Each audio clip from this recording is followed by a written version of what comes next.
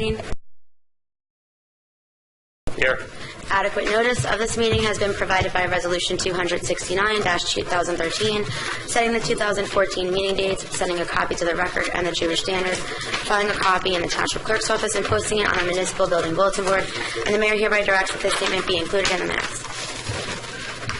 Good evening. Welcome to tonight's meeting. This is the third budget meeting of 4. First item on tonight's agenda is good and welfare. This is where anybody can speak on any matters they wish. First person would like to speak.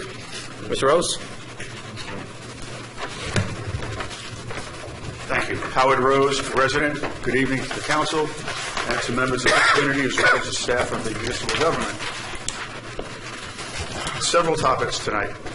I want to point out that I think the first time ever that I've actually used an Oprah to get a small amount of information.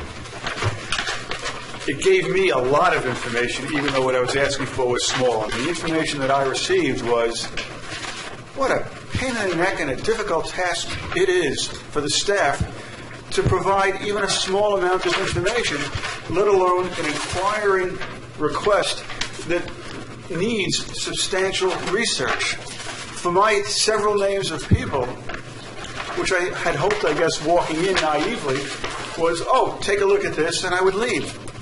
I had to fill out a form. Someone had to deliver it to the clerk's office. The clerk's office had to research the information. The information had to be copied in duplicate. I had to pay a tiny fee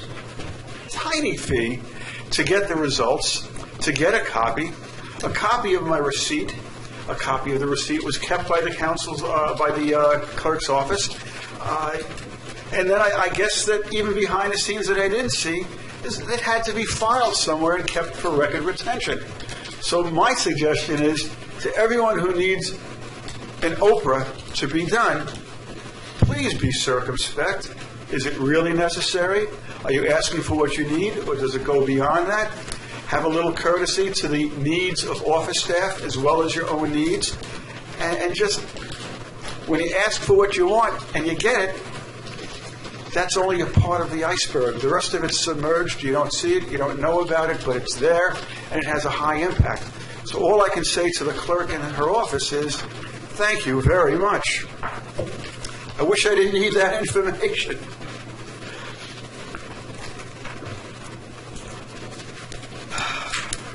Last week, we requested as residents to provide information to council about cuts that we might think are beneficial. Now, I'm dealing from the perspective that many times residents have come before this council and asked that certain tasks be done differently. To a lesser extent, I'll use Votey Park and the former police building as an example. And I thought many of those requests were often well thought out, well presented, very valid concerns and questions and presentations, but they were largely ignored, giving the feeling that what you see is what you're getting. We will ask for your request, give you time allocated, but largely, unfortunately, I believe, ignored. And I know there's other opinions besides mine regarding that. I could tell you many things I think that should be cut. Perhaps the library staying open 7 days a week could have less hours per week. Minimal savings, but maybe some. I could tell you that regarding other departments. I could say hire 2 rather than 4 DPW workers. It means you're getting towards your goal, but you're not there, but there's a cost savings. It means you'll get a little more of what the town needs to be done in work, but not as much as we know we would like to have. 94 rather than 96 police, 2 less fire department personnel that you're considering to hire because you're gaining all of these dispatches. When you're getting these dispatches, doesn't it offset the need to hire others? But that's not up to me. That kind of a request is more up to your hired experts, your managers of departments. I would like to see you use the experts to get more or equal amounts of tasks done for equal or less money. Those are the people who can accomplish that if it can be accomplished. Those are the people that have to be asked really strong, hard questions. When I saw the first meeting excuse me, for the budget I felt as if I was listening to people, and I know it's giving an expose of what we do, but it almost sounded as if someone was giving their resume for a job opening, as opposed to, here's what we do, but here's what we can do and want to do and how we can do it best to facilitate budgetary needs being met on behalf of residents, as well as tasks being accomplished. I would like to see our council, and I'm referring to specifically Mark Schwartz, who gave a very good presentation of his thoughts, but I thought he was shy. Excuse me one second. Thank you, Howard. If you could just finish that point. Excuse me? Your time is up. If you can just finish that one point.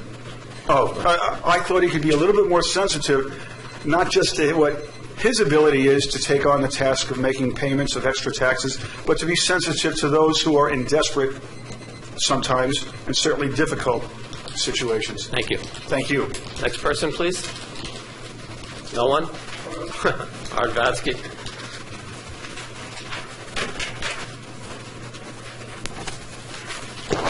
Art Vatsky, Teaneck resident.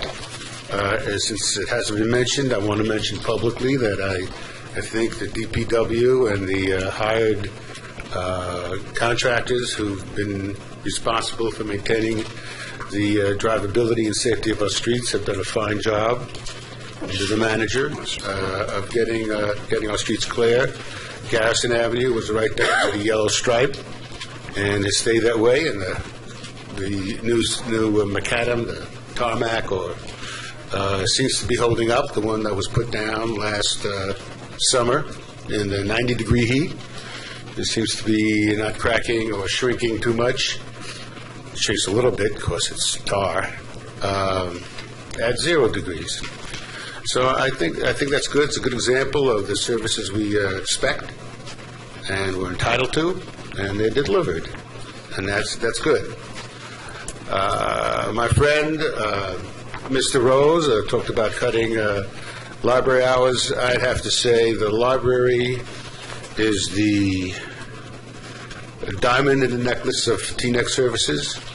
That it's I've seen it not only as a place of education, but a place of social interaction, not only among races and religions, but also among age groups. And it's the commons, so to speak. And it keeps, I think of it as a very special place and a very effective place and a good use of Teaneck tax dollars. Gee, I'm just on a roll of good stuff today, huh? So this is true. I'm sure the police have done their job and the fire department has done their job, but I will just close with saying that the kind of service we get out of the DPW and that we need out of the DPW does, I think, justify the need for the council to move along with getting a garage. As an equipment engineer, it's part of my career, and I see our rusted vehicles on the roads. We shouldn't have that. They don't last as long. They don't look as good. You have rust right next to the Teaneck symbol. It kind of says something that you don't want to say about a town that's on its way up, not on its way down. So I would say to go ahead at all speed, to give at least a temporary garage, temporary meaning 20 years, and a permanent garage when the location of the future Service Works DPW depot is selected. I think it'll pay us back if we do so. Thank you. Thank you. Next person, Dr. Rashid.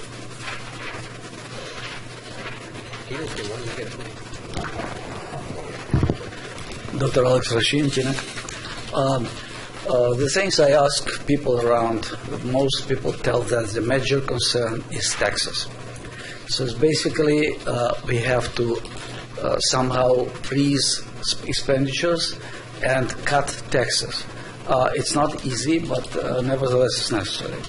I just was very much impressed by Councilor Schwartz last meeting about just speech when he said that he came to Teaneck because full-service town. Okay, it's not full-service town, it's one thing. Nobody polishes his nails. And second thing is that he basically is ready to expel from the town those who do not want to or cannot pay for his full services. And this is unacceptable. If he made a mistake moving to Teaneck, he can move somewhere else, not to displace people who live on a fixed budget and cannot afford those taxes. Let's make some questionnaires and ask how many people want to pay for what Mr. Schwartz wants to have necessarily here. And then we'll see whether it's really supported or not. I think that just going about the budget, we don't have just to freeze it. We have to decrease it 3% because this year we increased it too much. So make no banking like it was before previous election. Okay, so that as Deputy Mayor said, that times ice cream, if you have it in the fridge, you'll eat it. Okay, so no, nothing. No, just cut the budget down by 3% compared to current budget. Do not make banking and make a pledge not to increase long-term debt. Okay, so hirings, nothing except for two DPW workers to clean the parks. This important thing. It was not done. No deputy mayor, the manager for this year or for next year or forever, because we Teaneck live without that for 70 or more years and can keep living without that. No hiring, no expansion of the personnel. Okay, my house price raised twice from 27 years ago when I bought it. My taxes rose 3 times. Okay, I don't think that's right. Okay, it should be more or less proportional. And that's with most people in the town. They're suffering, and we don't have any moral right here to just expel people who live on fixed budget from the town. Again, forget this business, full services town. It's not.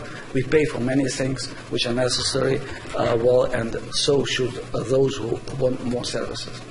Okay, maintenance is extremely important because we see decay of materials on the sidewalks. We see decay of the ceramic tiles at the official entrance here. We have rust on the new staircase and all that, and the municipal building windows of the basement are held by 4x4s.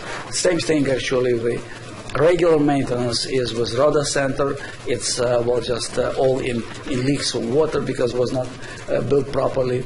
And usually, for some reason, manager prefers that we spend extra money, repair things, than to keep the contractor responsible immediately if anything goes wrong. Okay, we leave it alone and then we pay money. It happened time ago with new police building. It happens with sidewalks, and it happens with the entrance. It happens with cupola, which was supposed to be no maintenance.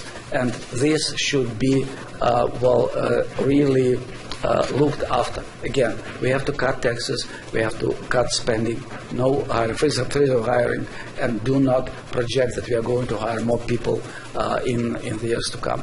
We have to live with less and just allow people who live here for a long time to remain in the town, not to leave because they cannot pay somebody's full salaries. Thank you. Thank you. Next person? Anyone? Mr. Castle? Good evening, Council, Mr. Mayor, CFO. This is in response to the question that was asked by the Council of the community, Jason Castle, Teaneck resident. This is in response to the question that was asked by the Council of the residents where we could cut to possibly bring our budget down. the last budget meeting was alarming to me what we pay in legal fees. And it seems to me that we get sued a lot. It seems to me that we get sued a lot. If we don't get sued a lot, we are paying our lawyer large legal fees to work outside his retainer. It seemed to me that maybe if we had in-house counsel, if we had someone who had a vested interest in making sure that the township was not being sued or had a vested interest in not working longer hours, we might be able to actually fix that cost with in-house counsel with a fixed salary. Other municipalities have done that. I think it might be something that we can do. And if we need to consult for outside legal counsel on things that are outside their expertise, it seems like it could be a viable alternative. Beyond that, it seems as if we are creating an environment, a litigious environment. I don't know if it's an increase or a decrease. That might be something that we have to examine about the culture in which we operate as a town. But from what I understand, we've been sued for sexual harassment. We've been sued for people who were somewhat whistleblowers for that sexual harassment, also filing suit and receiving settlements. I could be mistaken on the facts behind that, but it just seems that the culture could be improved, and if the culture is improved, perhaps the litigation will stop or the civil action. Thank you very much for changing the website to reflect the correct code for the Faulkner Act. That was record speed. That was like fewer than 3 hours. And there was one last issue I had for you, and unfortunately I can't remember at this time. So essentially, just to wrap up, perhaps we can get in-house counsel. Perhaps we can examine the culture of government or just the municipality. And thank you for changing the website. Mr. Stone?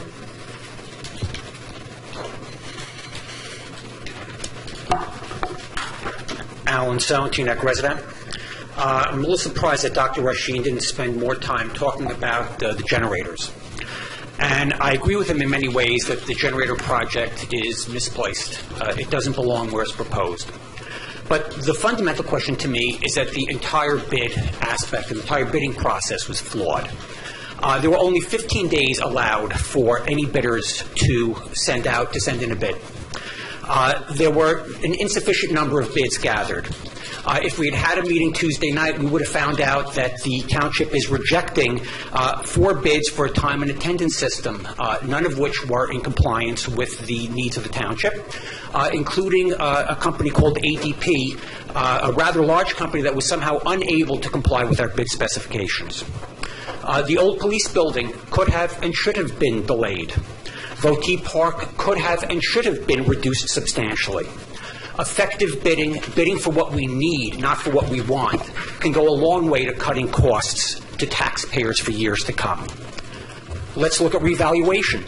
There were repeated requests to do a reassessment or revaluation. There are costs of millions in excess spending over the past several years. And just in the Glen Point Associates appeal, which covers $180 million in ratables for 7 years, we have millions of dollars in potential exposure. Each year's budget is built on the previous year's. It is very, very nice to see that there are some council members who are ready, willing, and able to start the process of looking at what cuts could be made. But last year's budget was up 5.8%. Over the past 4 years, we've had 14.6% in increases. Over the past 16 years, the tax rate has doubled. We residents have offered our ideas. We've offered these ideas and suggestions on many occasions. We've offered ideas about the 4-day work week and about Friday closures, which took 4.5 years to be heard. Residents have offered their ideas. They have offered to share the pain. We've carried that tax burden for the past several decades. I think it's time to hear this council's ideas for how we can do more with what we have. How we can share the burden with the 5,900 Teaneck residents who are collecting Social Security, with the 1,600 who are unemployed, with the hundreds who are in foreclosure, And for all those for whom $236 or $130 is not half a dinner. It's time to start sharpening those pencils, and it's time to start making the changes that taxpayers need to see to keep Teaneck affordable. Business owners do have the option of selecting where to go. Homeowners have a much harder time just folding up and leaving. Business owners can look at Teaneck and pay roughly $2.50 per $100 in assessed value. They can go to Englewood. They can go to Fort Lee, which are all closer to $2. They can go to Paramus, which charges $1.50. They have their choices. They have those opportunities. Let's see what we can do to make Teaneck affordable for our residents, and let's make Teaneck as attractive as possible for those businesses who can and could cut that tax burden. And let's start making those changes now. Thank you very much. Thank you. Anyone else? Dr. Powers?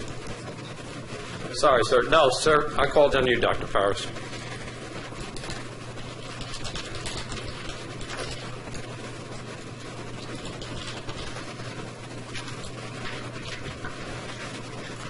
Chuck Powers, Teaneck.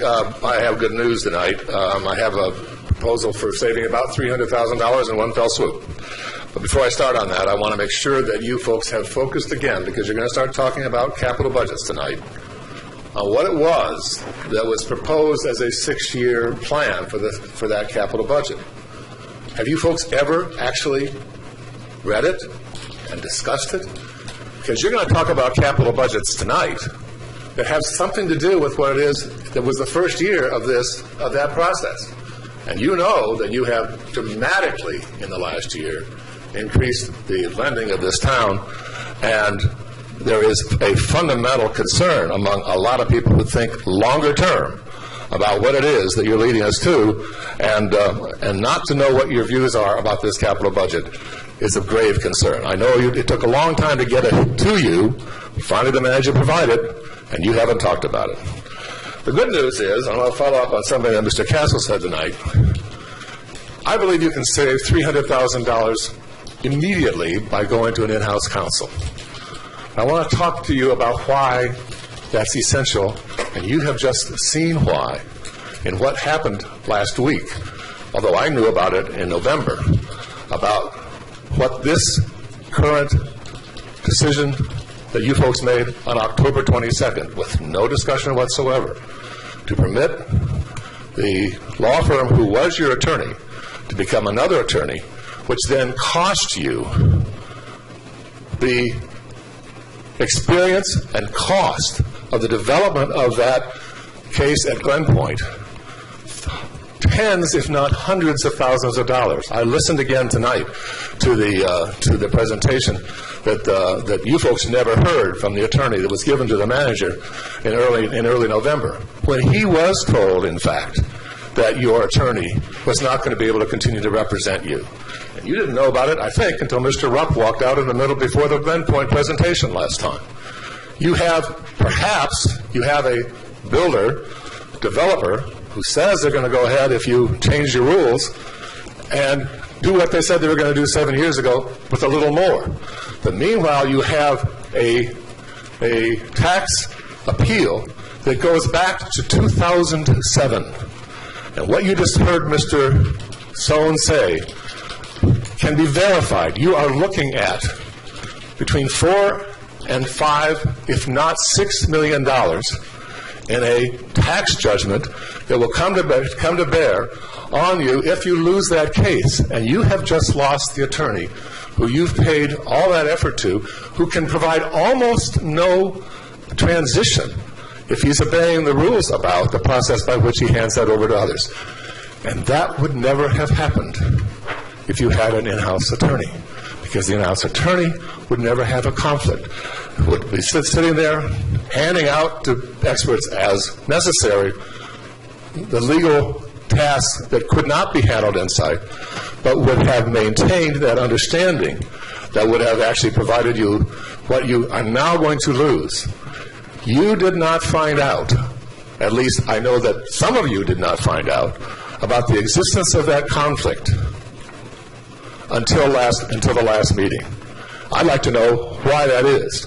And why something that was passed on October 22nd, told to the manager in 2 days after the election, why it was that you folks and the public did not know that the person that they have developed and put all that money into, Mr. Turret's made a joke about the fact that I was saying he was the most competent person.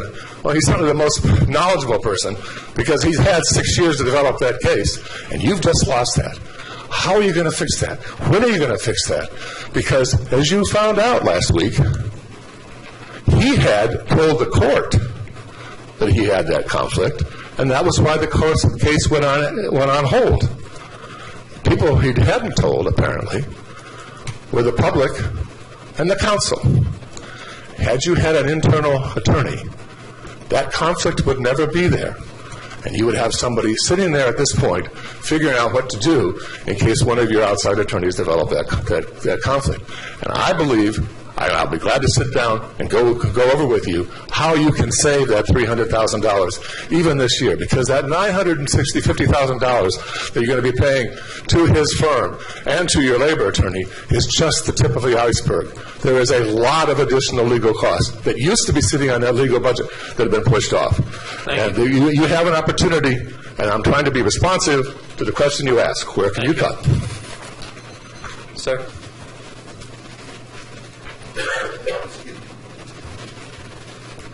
Bernard Pearson, Teaneck resident, 69 Franklin Road. Tonight I wanted to speak on behalf of the splash pad project. We came down maybe in October to present that idea to council, and on October 22nd a resolution was submitted to our organization for that project itself.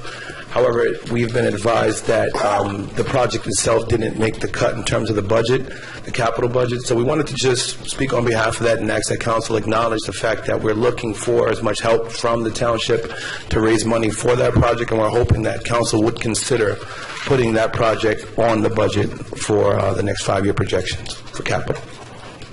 Thank you. Thank you. Dr. Hoffman?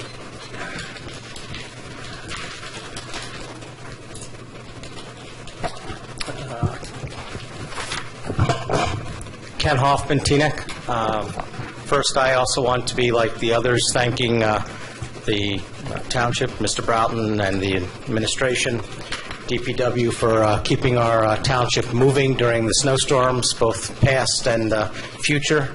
I also like to say that if you had the power, I'm tired of winter, so I'd like spring a little earlier this year.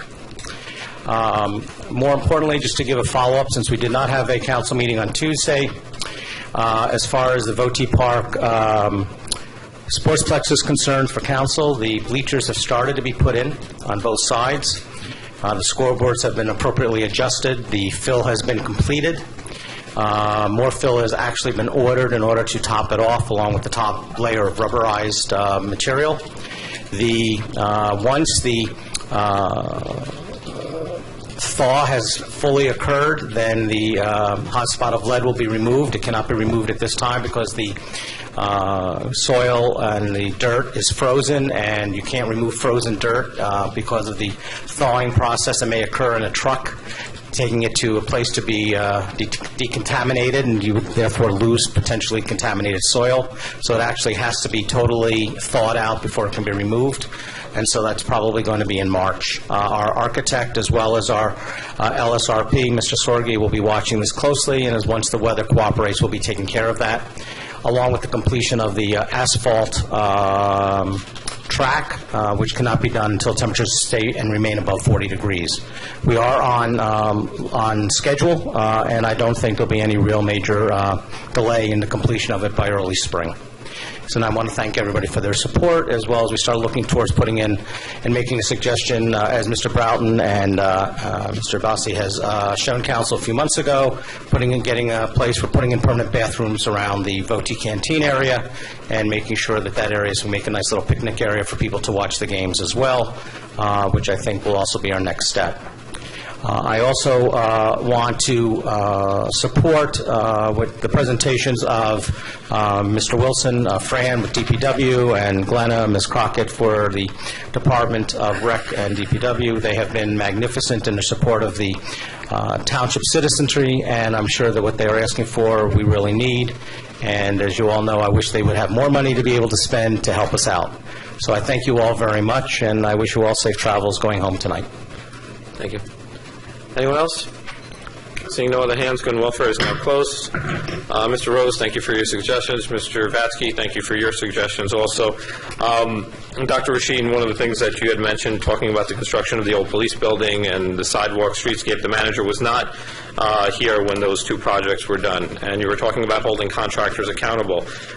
When we redid the Voti Park pool, there was some issues with the Voti Park pool where we had withheld payment, and we did not give them payment until they came back and fixed it, and that situation has been resolved. So we are moving forward and getting our hands around construction where we do understand how to get these projects done, as well as some of the streets that were done before where there was puddles piling up. We made the contractors come back, and then they would redo the street on their dime to make sure that there was no puddles on the street.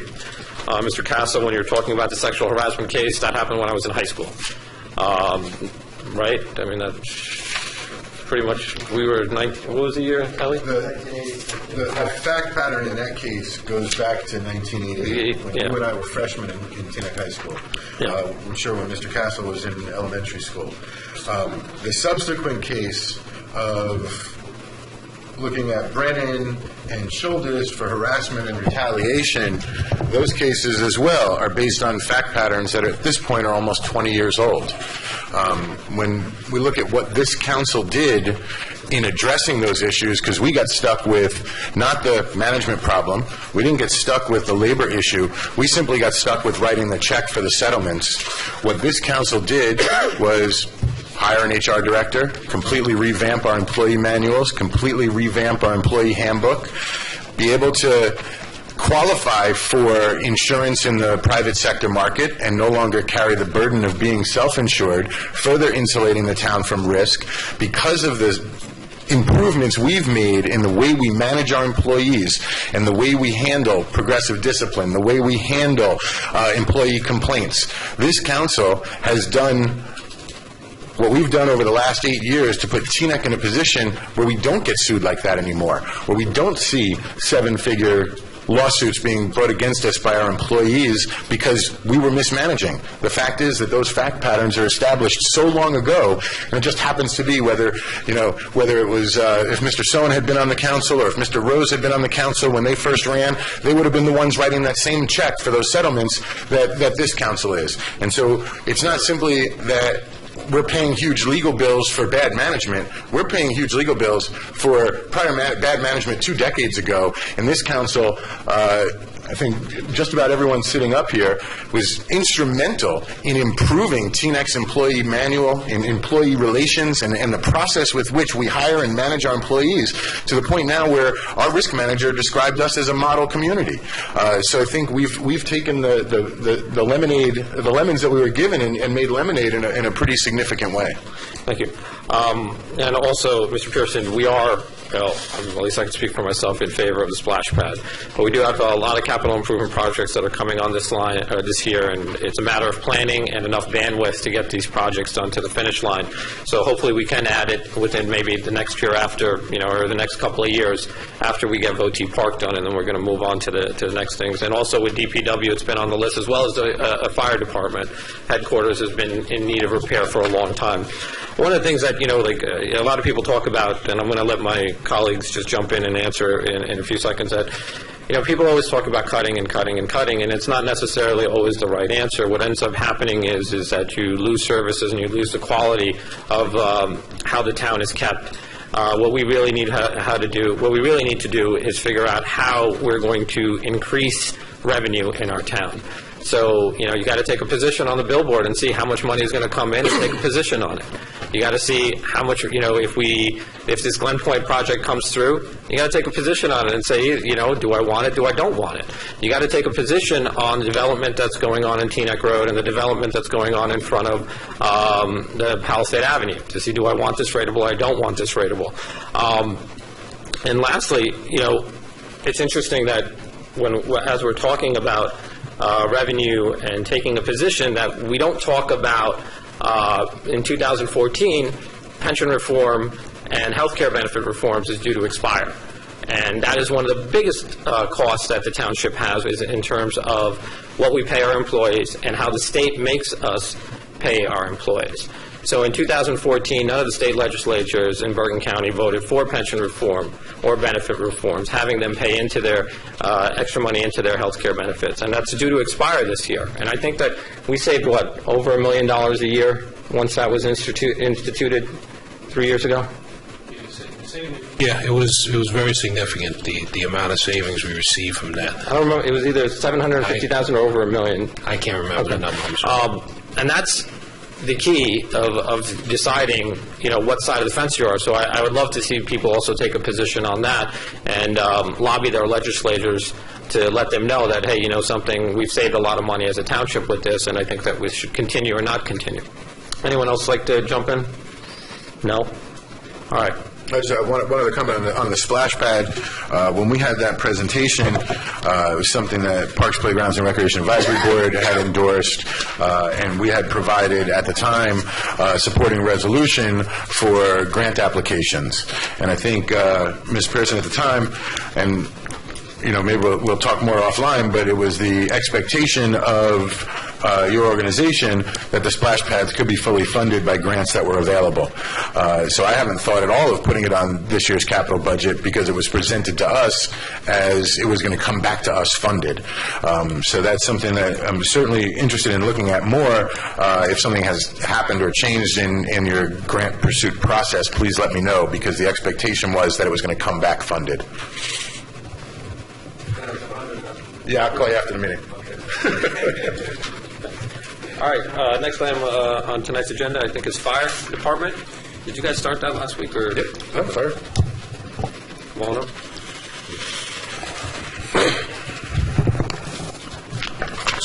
Evening, Council. Chief Early, I'm just going to preface, make a couple remarks before you. Council, on the fire department budget, as we did at the last meeting, I think it's best if we start with staffing first and salary and wages.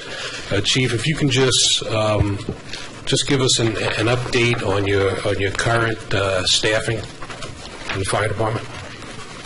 Right now, we're 89 firefighters. We're down 4 firefighters. We have 3 vacancies, plus we expect a 4th firefighter. It's actually a fire captain to retire shortly due to a long-term injury.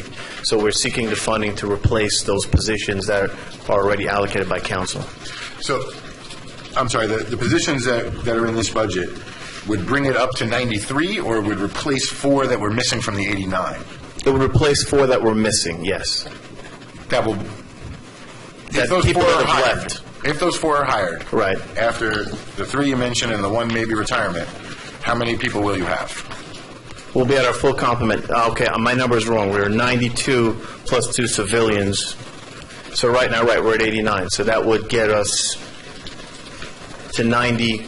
That would get us to 3 to 92, and we anticipate a retirement shortly. That fire captain is out sick, and we're just already planning to replace him. And how long have you been operating with 89? Since about June. We lost, I believe, 1 in June. We lost 1 about April. The fire captain got injured last year. So just out of curiosity, when is the exam given now? Now it's been pushed back, we're told, 2015. So the earliest you can get somebody, you have people on the list right now? We have people on the list right now, yes. You have people on the list right now. Okay, the other thing is and I've asked this before, and during labor negotiations for some reason has never gotten anywhere. What is your position on per diems? Like, I know Englewood uses, different per diem firefighters to come in. I don't know that. I don't believe they do. Either the Englewood or Hackensack that does? No, nobody does that. Nobody does that? Nobody has on-call. Nobody that I know in this area has on-call firemen. So everybody has, everybody who works in Hackensack, you have to be on the Hackensack Fire Department to work there. Everybody who works in Englewood. Full-time. You have to be in Englewood Fire. Full-time, correct. There may be per diems in volunteer departments. There may be some people on call in certain volunteer departments, right? That could be right. You could have that. No, that's fine. But I just, for some reason, I thought that one of the things that Englewood, I thought they did, was to curb overtime was hire per diems, where they would take other qualified fire personnel into their department. If I'm mistaken, I'm mistaken. Maybe. I don't believe that's true, sir. I guess, That's extremely hard to do because you would have to take in, and you still have the cost of the same cost as a full-time firefighter. You'd have to do all the screenings. You'd have to hire them. You'd have to train them. They'd have to. What I'm saying is, like, so if somebody's off in Hackensack, they can come for a per diem shift in Teaneck. I think what you're talking about is they do that sometimes for fire prevention. They use their full-time firefighters. They bring them back in on a per diem basis to do inspections, but not to do firefighting. Okay, well, I think so we're talking about now firefighting. So, As I said, I know nobody that does that. No, what we're saying, I think what Councilman Parker said. I'm sorry, you can do a hybrid of what he's suggesting, though. We have firefighters that could go on a line and bring in per diem to do the inspections. If that's what, that's what the chief just said. Well, it's over the normal fire prevention staff, and it's when they have heavy work. How many firefighters do we have in fire prevention? We have three lieutenants. I'm sorry, Councilman Parker, if you wanted to follow up or... Well, he was answering. Okay. You were answering about per diem. Right, Hackensack does it because they're the heavy volume of inspections they have because of the number of high-rises and other businesses. So they adopted that. We could certainly look into it. There's pluses and minuses to it. But right now, our three fire lieutenants are very busy with the inspections that they're doing. The department typically has 4 in fire prevention, and we're 1 short right now. And this is where, for the last, 7 years, fire department math has confused me. And we'll see if we can figure this out one time for all. We have uniformed firefighters dispatching from fire headquarters. Correct. The equivalent of 5 full-time positions. 4. 4? 1 per shift. 1 per shift. So, 1 on, 3 off. So, if we were to hire the civilian dispatchers and consolidate dispatch at police headquarters, there's 4 trained, certified firefighters that wouldn't have to do dispatch anymore. Correct. That would go back on trucks into the normal rotation. Correct. It would increase the staffing by 1. So it would seem to me that if we hire the dispatchers, there's your plus 4. I'm confused at how that plus 4 doesn't actually count. 4 is only 1 person per shift. Right, but that's the same thing as hiring 4 guys because 1 guy only works 1 shift. I don't understand how putting those 4 guys back on the trucks doesn't add 4 more to your role of active firefighters. Well, when we first discussed this, the 4 were going to go back and increase us by 1 additional firefighter on the trucks, which would reduce overtime and have more firefighters available to go on calls. That was in addition. That was over the 15 we have on each shift now, so we go back to 16 on a platoon. That's what the goal was when I was told that we were looking to move dispatch to police headquarters. Okay. But if we didn't hire more firefighters and we hire the dispatchers, we'd still be plus 4 guys. Because those 4 guys now are on dispatch. Correct, but our stated goal was to go up 1 additional firefighter per shift once the civilian dispatchers were hired. 4 more guys that weren't tied to dispatch, you'd have 1 extra guy a shift, right? Can I just interject? This is math that has just always stumped me because it's ridiculous. Chief Rowley, can you just discuss how that plays into our current staffing and the manning of the apparatus? If we were able to get those 4 officers back on the truck, can you discuss that? Maybe that'll help in the discussion. Right now we have 15 firefighters budgeted per shift. Our goal before the cuts came, we used to have 18 firefighters per shift. We've been brought down to 15 per shift. When I became chief and we started discussing the firefighters off the desk, the goal was to go up 1 additional from 15 firefighters to 16 firefighters per shift. That was going to give us 1 additional firefighter by cutting out dispatch. Currently, we're at 14 firefighters on each shift. If you take the guys off dispatch, that would give us 15 firefighters per shift. When we hire the 4 we need, that will give us 16 firefighters per shift, which was the stated goal when this began. What's the impact of the additional person as far as apparatus being in service? Depending on the staffing level authorized, which drives overtime, we strive to keep 4 engines, 1 ladder, and 1 rescue in service. Once we drop below our staffing level, we either have to pay overtime to keep that fire station open, which is Company 4, or we have to close the station. And so by losing those firefighters, we cut down the amount of people available, which then changes the dynamic when a run comes in, such as today when we had multiple runs going, and because we only had 4 inches and a ladder, we had other runs that took a while to cover them. When we have our 4 engines, our ladder, and a rescue, we're able to send 2 engines, a ladder, and a rescue to the first call, as we had 2 fires today in furnaces.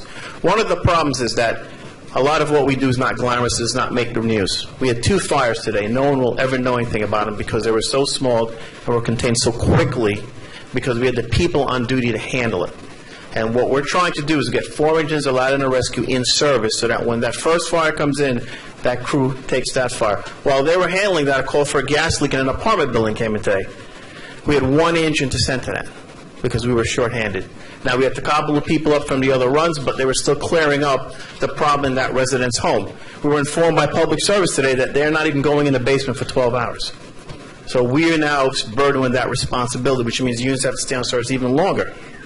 So what that is, why we need those 4 engines, ladder, and rescue is to handle the workload in this township, because there are a lot of multiple calls that are going on that we need multiple units to handle. When you do not have enough personnel and you can't pay overtime, what apparatus are you taking out of service? We take Engine Company 4 out of service. When we take that engine company out of service, what we typically do is move the towel ladder to cover that station. However, that vehicle is not equipped with an engine. Our goal is to get an engine on scene in 1 to 3 minutes. Okay. Can I just ask one question before I forget? Sorry, Ellie. But so usually when you're shorthanded also and you're following multiple fires, you have mutual aid that comes in from Sometimes, sometimes, correct. Okay, so has this impacted your response time? Do you have the numbers for that? No, I don't. I don't have that in front of me. Can you get those numbers to council about what your response times are? Typically, what your response times under ideal situations and what they have been when you've been shorthanded? Typically, typically the first engine is 1 to 3 minutes. Now, we don't track the towel ladder. We track the first unit on scene. We don't track the second or third. We don't have computerized software, so we aren't able to do that. So when the towel ladder is out of position, a call comes in on the south side of town. It now takes X minutes longer for the towel ladder to get down there. And what we have is a shift of resources when we're shorthanded.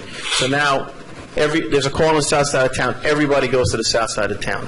If we were fully staffed, only 2 engines, a ladder, and rescue go to the south side of town. We'd have 2 engines available for calls anywhere else in town. And that's the problem. We have that... my battalion's here. I have to go. Oh. We have that shifting of resources to wherever that call may be. When the next call comes in, while they're on the road, they're out of position. They now have to go cross town, unless we're lucky enough it's in the same district, to cover those calls. And if a third call comes in, we then have to salvage another unit. We can't always use mutual aid for everyday calls, because we would run mutual aid ragged if we did that, such that they don't use us for everyday calls. You handle the calls yourself in your town. When you have a working fire or other serious emergency, at that point you typically reach out for mutual aid. Thank you. Sorry, Councilman. Councilman, one more question. Councilman Katz, I think, was waiting. Good. I just wanted to ask, how many each apparatus, how many people do you have? What's on the engine companies, we have 1 officer and 2 firefighters. On the ladder truck, we would like to have 4 firefighters. We typically have 2. The rescue company would be staffed with 2 firefighters if we have them.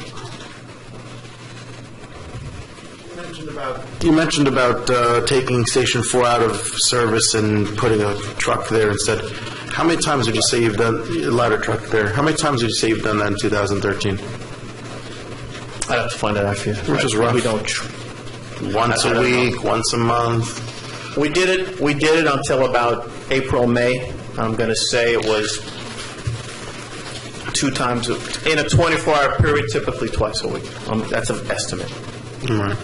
And the problem with that is, I'll give you an example from last year. We had automatic alarm come in for the high school. We go to high school hundreds of times a year.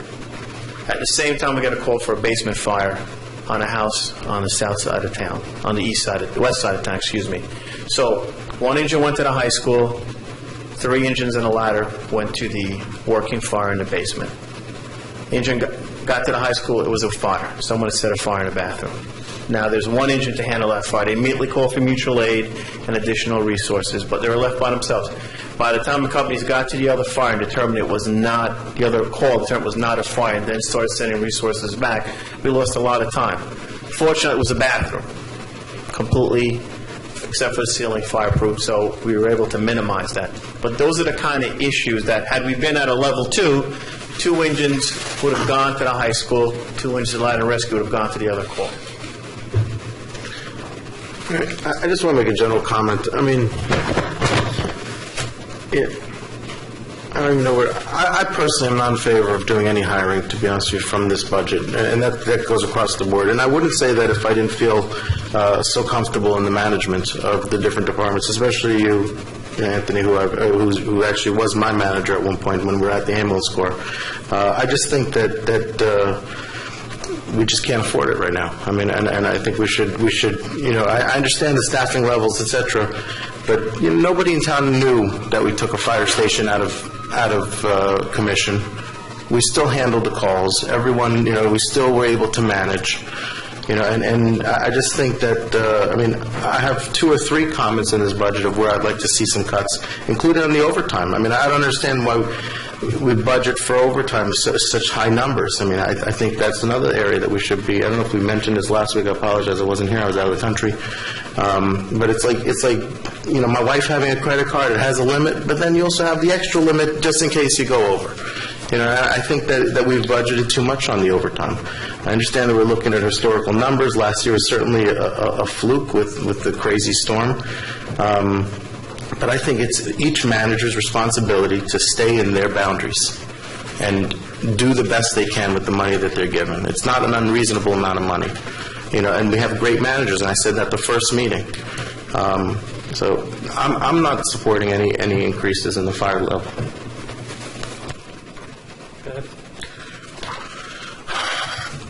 We often hear from Mr. Sohn or maybe Mr. Rasheen, sometimes Dr. Powers, comparing us against other towns and how we do such a bad job.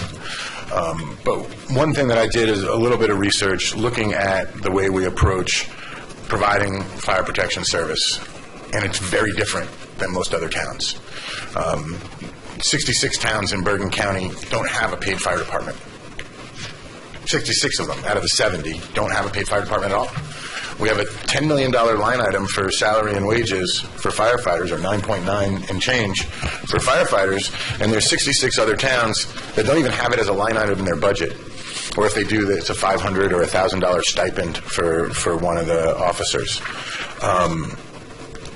We run 4 firehouses. Well, Hackensack doesn't run 4 firehouses. Ridgewood. Absolutely. Hackensack has 4? 4 firehouses. How many does Ridgewood have? 2. And Englewood? 1. So when we look at the other towns that are providing full-time paid fire, Englewood pays about $5 million a year in salary and wages. Ridgewood pays about $6 million a year in salary and wages. Hackensack exceeds us, but they have, I think, some infrastructure that exceeds ours. They have a larger population. I guess my concern is that when we look at fire service, when I opened up the record this morning, Northern Bergen County did not burn to the ground last night, and it probably won't tonight.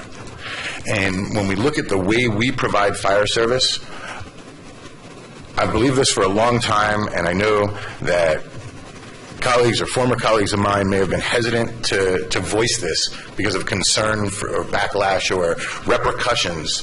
But we just can't be quiet about it anymore. It's something we have to talk about. See, I believe that Teaneck has to get out of the business of hiring firefighters, and we need to pursue a hybridized force that allows us to incubate a volunteer force that works side by side with our paid force, just like our paid force works side by side with volunteers and mutual aid calls. And so if we look at 4 firehouses, if we were to close one permanently, but immediately reopen it as an incubator for a volunteer force, I mean, there's, from what I understand, there's many that I know, but a dozen, if not 2 dozen guys in Teaneck that are active volunteer firefighters in other towns. that would love to volunteer in Teaneck if Teaneck had an outlet for their volunteerism.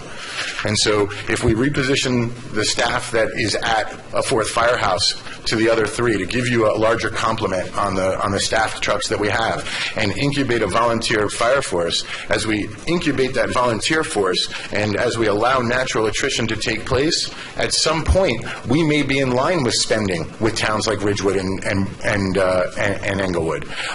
But if we continue to look for numbers that don't make sense, numbers that, if we add 4 guys, well, it doesn't count. We're not really adding 4 guys because I thought we were replacing 4 guys from years ago. And I'm not trying to beat you up. It's just the fire department, more than any other department, the way it operates, the way it's been able to operate. I think when we had a joint presentation, I think this was before you were chief, with our last chief and with folks from Englewood when we were looking at consolidating dispatch between Teaneck and Englewood.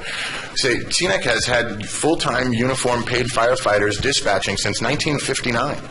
Englewood uses civilian dispatchers, costing us hundreds and hundreds of thousands of dollars, millions of dollars over the years that one of our peers has been doing it a different way, saving their taxpayers tons of money. But for some reason, it's been essential for Teaneck alone to have uniformed firefighters do dispatch. I think these are management choices and policy decisions that we really need to take a second look at as to how we provide these vital services. And I say this having been a consumer of the services of the Teaneck Fire Department. I had an awful, horrendous house fire when I was in high school. And you know what? It was great that trucks were right on the spot. There's no question about it. Memory in the fog of war, so to speak. I remember calling the fire department, and by the time I walked out the front door, so maybe 30 feet walk, there was fire trucks there. Now, it didn't take 9 seconds. I know that. It felt that way. But it was awful short. And so there's no doubt that me, my family, my neighbors, and every resident of Teaneck wants good, solid, professional service. But I think residents in other towns are getting good, solid service from fire departments that cost significantly less. And I think when we look at a 3.1% budget increase this year, or as Dr. Rasheen asked us to cut it 3.1% to make up for the raise last year, when we look at how do we come up with millions and millions of dollars in budget and tax levy reduction, well, we need to fundamentally change the way we provide services. Buying a different brand of pens isn't going to get it done. Double-sided copying may be nice for the environment and may save a few dollars on paper, but unless we fundamentally change the way we look at providing services, we will never be able to effectively protect the taxpayer. And so I think this is something that we really need to look at in this budget and in the decisions we make moving forward. Mr. Mayor, I'd like to answer that. I understand what you're saying. However, you choose to compare us to a department that's half the size. That would be Hackensack or Ridgewood. The real comparison is Hackensack because we're about the same size. We have 4 firehouses. They're located in quadrants like we are. They operate almost exactly like we do. They're about the same size. Their population is not much more than ours. It does swell up in the daytime because they're the county seat, but at night the numbers are similar. They always have more firefighters on duty because there's always 3, if not 4 people on duty on their ladder, and they always have their rescue and service. Okay? They spend a lot more on their budget than us. They spend, I think, twice as much on their overtime as we do. And they provide a similar service to us because we're about the same size. Ridgewood is half our size. They have half our runs. Englewood's, I think, a third our size. They have a third our runs. When you say a third our size, you mean size of the department? Yeah, size of the town. Size of the town. Geographically or population? I believe it's I'm going to have to look it up. I'm not going to. Okay. Yeah, because Englewood is 28,000 people to Teaneck's 39,000, 4 miles to our 6. Right. So when we talk about size, if we can be clear as to what we're talking about. They are smaller than we are. They had 3 firehouses at one time, and they've since consolidated to 1. And they do have a major problem because if a train is running through town when a call comes in, there's no way to get to it's very hard to get to the other side of the town. Well, we have at-grade crossing. We have no at-grade crossing. We solved that problem. We solved that problem building and bridges. One of the reasons for that is the people that were your predecessors did think this out and did put a quality department in place as well as other things. Teaneck has always been a very forward-thinking town. Our historian Larry Robinson has always told me many different ways that we worked ahead, and one of those is the garbage issue with the fire department. We have a lot more runs in these other towns because we have a lot more people, and we are not oversized. We're not anywhere near the size we should be by NFPA standards. We're fighting very hard to keep our ISO rating, which keeps the fire insurance rating down. Hackensack just bumped up one more. They're now ISO 1. We're in ISO 2. Those other towns have lower ISO ratings, so their fire insurance rates higher than ours. There are a lot of benefits, but one of the most important benefits is what you said. If someone's in trouble, someone's there in 1 to 3 minutes. And to do that, we need 4 engines, a ladder, and it would be good to have a rescue, because that is the most important thing. With those 2 furnace fires today, what made it, one of them being a Collier's mansion, what made the difference was we got there quick, we got there, and we put the fire out quickly. And that is what we're here for. That is the service, the public safety thing we're here to do. The other thing we do a lot more now that we can talk about is carbon monoxide alarms. We go on hundreds of carbon monoxide alarms a year. All the equipment we use has been purchased on grants, because we've gone out and gotten over $1 million in grants for various things. The multi-gas meters and the infrared meters, that's all purchased on grants that we wrote. We try to minimize the impact on the residents here. We do training with the other departments. We do coordinate with the other departments. You'd asked during the budget presentation about how we could work with the other departments, and we do that very well with all the departments around us by doing joint training, et cetera, et cetera. We stretch our dollars as far as we can go, but nothing replaces an engine company in there in 1 to 3 minutes. Nothing replaces that. And the longer you wait, the bigger the fire gets. And if we don't have enough people, and now you have to wait even longer, that puts public safety in jeopardy, puts people in jeopardy. Just one last point. When you were here the other night, you're, I guess, going through all the statistics as far as activity level. You had mentioned 3,278 calls. What is a call? And what does that mean? It's a call for service. Someone calls and says, so there's a working fire. I smell smoke in my house. Is engulfed in flames, or I smell something funny. Both are a call. Correct. My carbon monoxide alarm is going off, or I set my car on fire, clean an engine parts and gasoline. Those are all calls. Correct. Car lockout is a call. Now, each call, pump out is a call. Correct. How many calls are actually related to fire? I guess, when we say my smoke alarm's going, my carbon monoxide alarm's going off, do we need to roll an engine company because a carbon monoxide alarm is going off, or is there a less expensive way or a less staff-involved way? We don't roll engine company. We don't roll engine company as carbon monoxide goes off. We roll an engine company, a ladder, and a battalion chief, because it's that important. The other thing is you don't know when you get there what it's going to be. Correct. I get that, but so we respond to every call as though it's a fully... No. If you call and say you're locked out of your car, you get one engine company. If you call and you say you have carbon monoxide alarms going off, you get an engine, a ladder company, and a battalion chief. If you call and say I smell smoke, you get 2 engines, a ladder, and a rescue, or 3 engines and a ladder. It depends on what you say. If you say my house is on fire, you get all 4 engines and a ladder, and we start to, if we have to, we start to call mutual aid. Chief, if you could also just, for the record, elaborate during Sandy, all the work that you guys did, some of the runs that you went off, and some of the when we have storms, how vital you guys are in our emergency response. Absolutely. During storms, I don't have the same numbers in front of me. I apologize. We had sent them to you in the past. During storms, it gets even worse because there is no mutual aid, because everyone is responding on numerous calls. During Sandy, one of the biggest problems was, and one of our biggest problems, quite frankly, was public service, because we had a primary go down, it was burning on someone's front lawn, we had 2 engines, a ladder, and a rescue, and a battalion chief sitting there, and we couldn't move for hours because they would not come and cut the power. And then we had 2 engines and a ladder, I think it was 3 engines and a ladder because we recalled people, but it took a while to get in because we were in the middle of a hurricane. I was commanding that force because the battalion chief was stuck on the other side of town, and we were running on numerous calls because every wire down is potentially hazardous. And I want you to understand that every wire down is potentially hazardous. A phone line goes down, it's hazardous. We bought $100 pieces of equipment, $250 pieces of equipment, because if a primary wire is touching a phone wire, you go to pick it up, someone can get electrocuted. So we treat every wire down as if it's hazardous. Everyone that smells smoke in their house, we have to go and investigate it. And during a storm, we get numerous calls like that. Because I'm just give you a quick list. If a primary hits a secondary and that backs up into people's basements, it could literally blow up their panels in their basements. So we have to go check all those basements.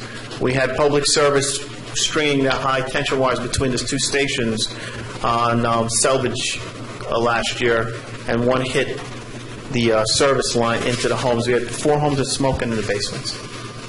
Okay? Every call that we go on that's potentially hazardous, we have to give it the right amount of resources. And how many basements, can you guesstimate how many basements you pumped out during that storm?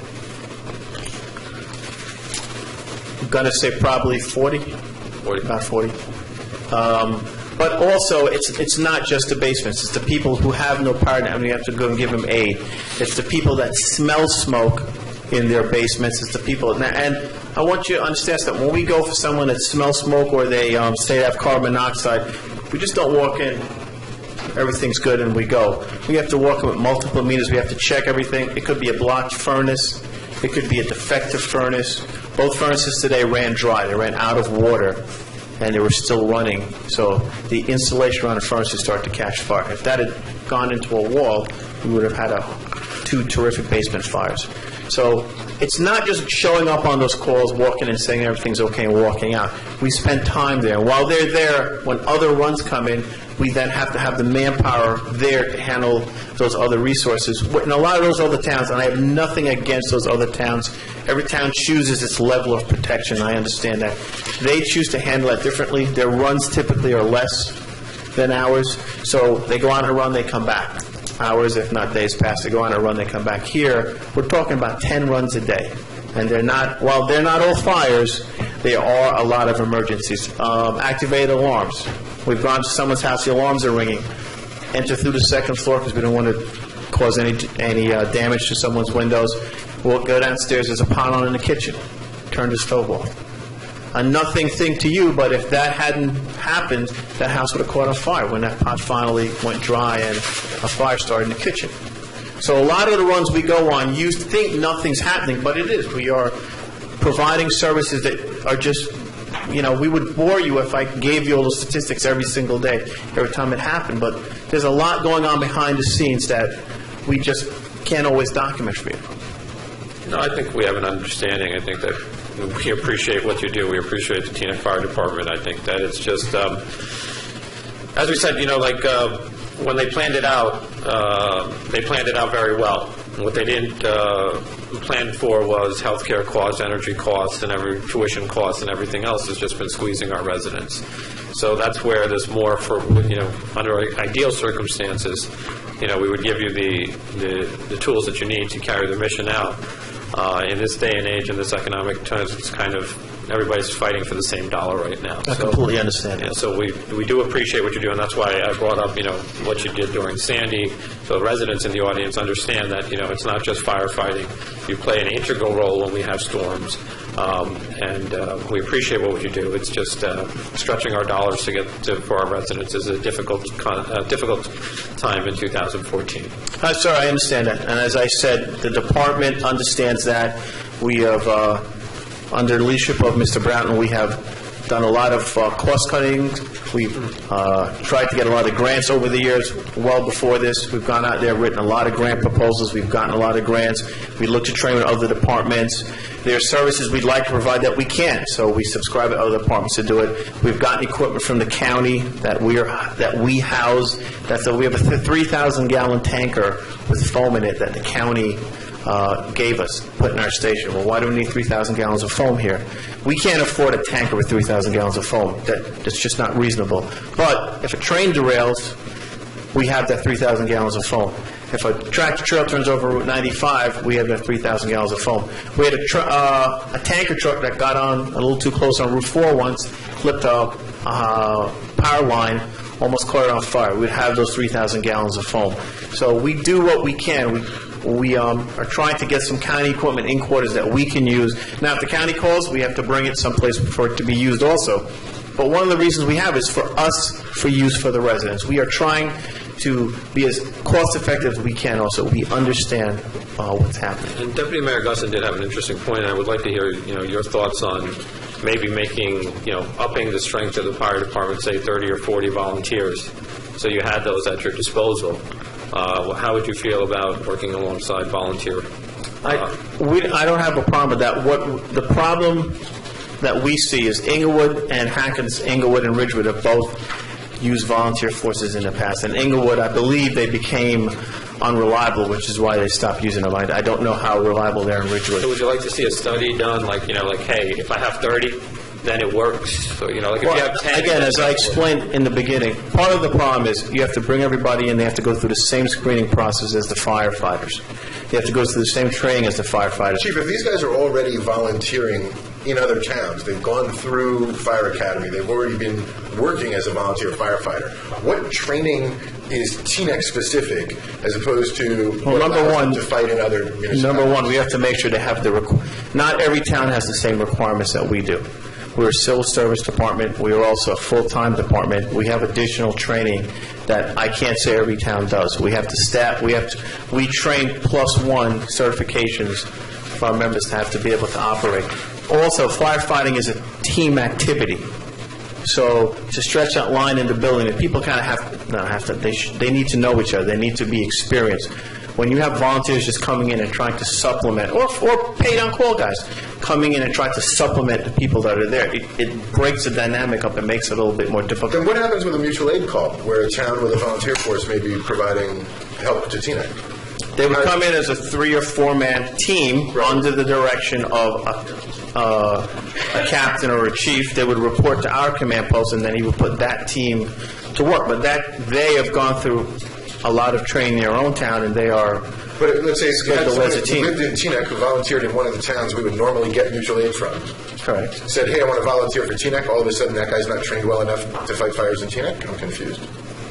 No, he's trained to his department standard. If he's going to come into Teaneck, he's got to be trained to our If he would do a standard. mutual aid call and would work on a team. I'm not saying that. I said I'm confused. because he fulfilled the standard in his town. Right. He's going to come into Teaneck. I'm not saying he's not going to come in with all the required training, but just as his town does, he has to attend X drills a year. He has to have X training with them. He's got to go through the same, I assume, the same background physicals that we do. He has to make those things in his town. He would also have to do that in Teaneck. That's all I'm saying. He would have to meet our standard also.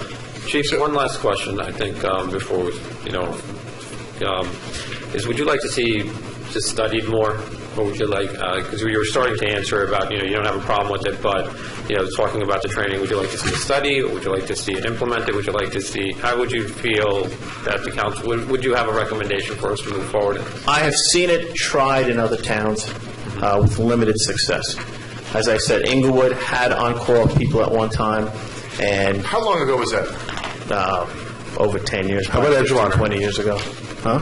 Edgewater. Edgewater's all volunteer. No, but Edgewater was not all volunteers a couple of years ago. 10, 15 years ago, Edgewater and Cliffside Park had very small paid staff like Bergenfield does. I think they were only on in the daytime. And then they're full firefighters. They just drive the apparatus to the scene, but they're full firefighters.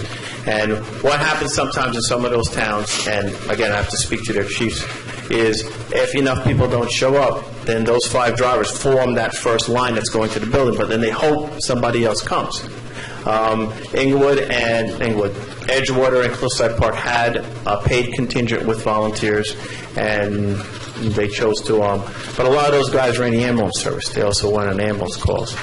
And at some point, I know they, I don't know if they retired, but they chose not to have the paid force anymore. I don't remember what happened. I would have to research that.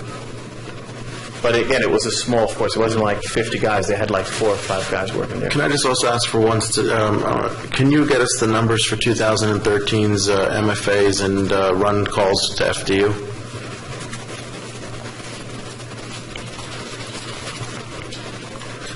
Just FDU or No, I specifically. Care One? No, just hospital. For me, just FDU.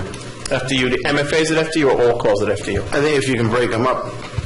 I mean, I think 2 years ago you brought us a crazy number. It was like 29, I believe, MFAs.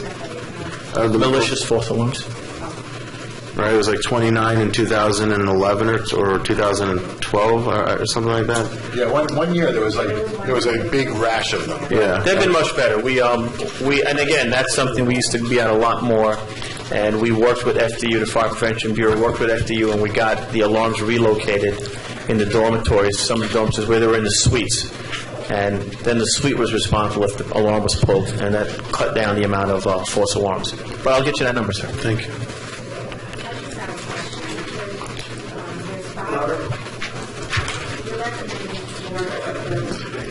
to fill 4 vacancies. How long have these positions been vacant? I believe we lost one firefighter around June. He resigned around June. One resigned a few months before that. And one firefighter retired. I would have to find out, but one I think retired the year before. And we've been trying to pull off the list and had some trouble. And then we anticipate one firefighter who's injured that's going to retire. One became a cop. Excuse me? One became a cop. One became a cop, thank you. That's the fourth one, correct. One firefighter, that was the resignation. He resigned and went to the academy. So of these 4, how many, one position was filled last year?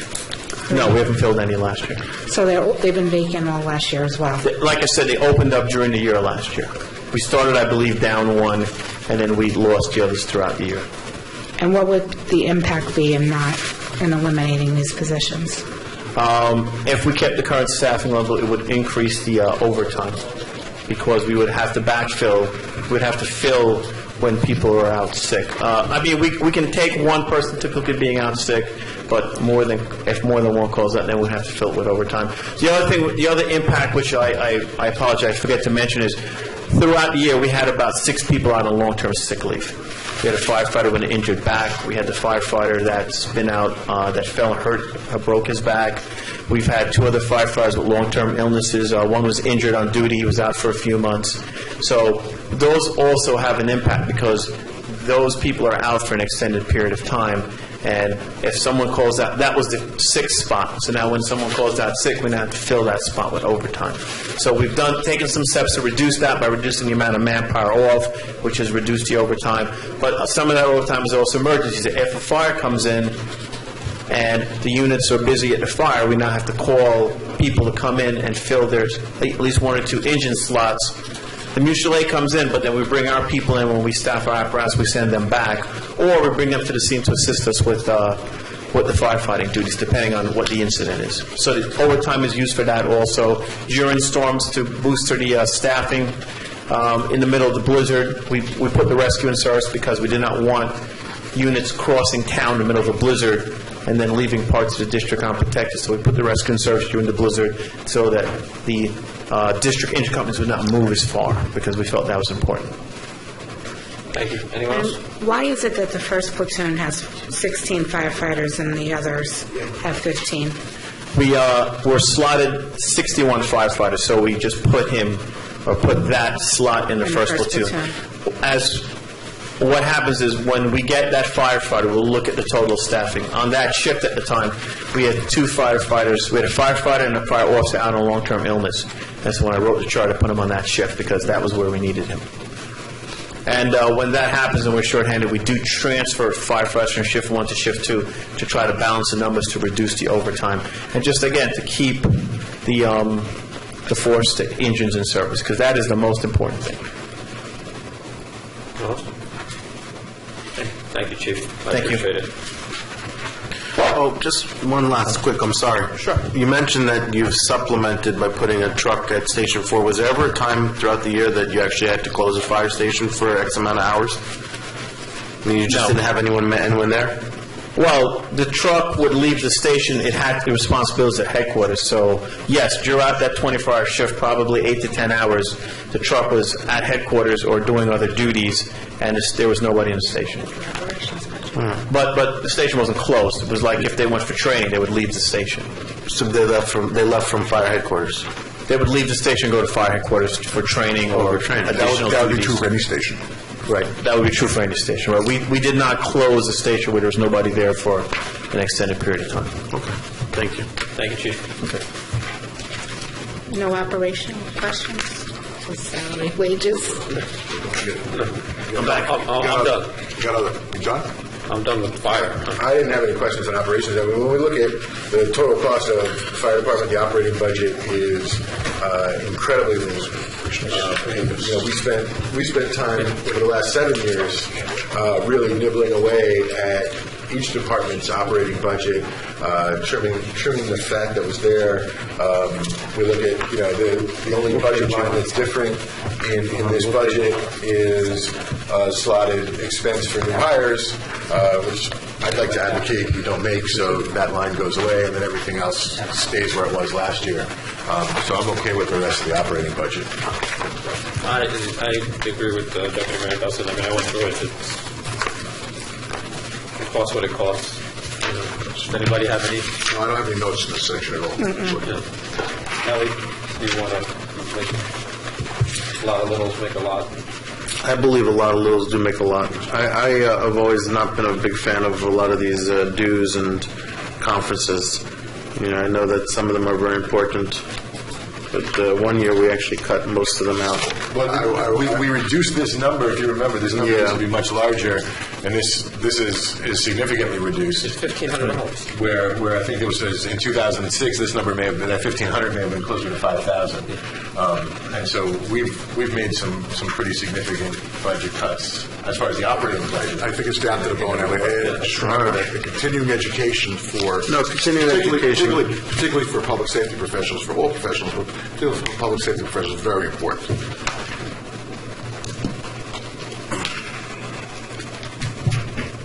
Any questions on here? We move on? Thanks. Thank you. Thank you. Next item is the Recreation Department. Lieutenant Crockett, come on down. I'm sorry, but just, so are we not moving forward with the hires? Is that or we don't make the decision now? No. We can make the decision now, or we can just wiggle through everything. The question is if you... about it when we have a full count. Yeah. Okay. Because then we don't need the physical exams and the psychological exams. Yeah, no, everything that would be associated with it has to be modified.